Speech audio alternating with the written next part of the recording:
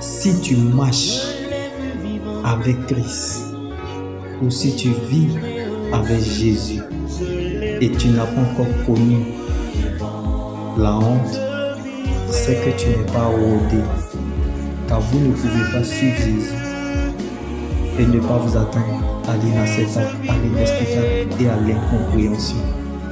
Car la contradiction est un processus inévitable lorsque vous êtes dans le plan de Dieu. Donc, si tu décides de suivre Jésus, tu dois t'attendre,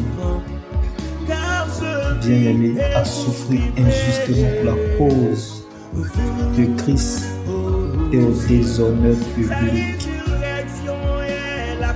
Si tu n'apprends pas à être un sujet d'humiliation, tu ne vas pas penser la gloire de Dieu quand elle viendra. Car le problème pour Dieu, ce n'est pas de te faire voir sa gloire, ni de la porter, mais est-ce que tu pourras la garder? Car il est plus difficile de gérer la gloire de Dieu que de l'attendre. Nous cherchons et aimons la gloire de Dieu, mais nous refusons de porter sa gloire. C'est beau d'apprécier la gloire, mais mieux de vivre sa croix. Donc tu ne prendras pas un chemin que celui de la croix. Ne t'en détourne pas et ne fais pas de raccourcis. Prends le temps de bénir le Seigneur, même si ce chemin ne te plaît pas, car ta fin finira glorieuse. La vie chrétienne est une blessure, mais sa cicatrice demeure éternellement. C'est ça qui est beau.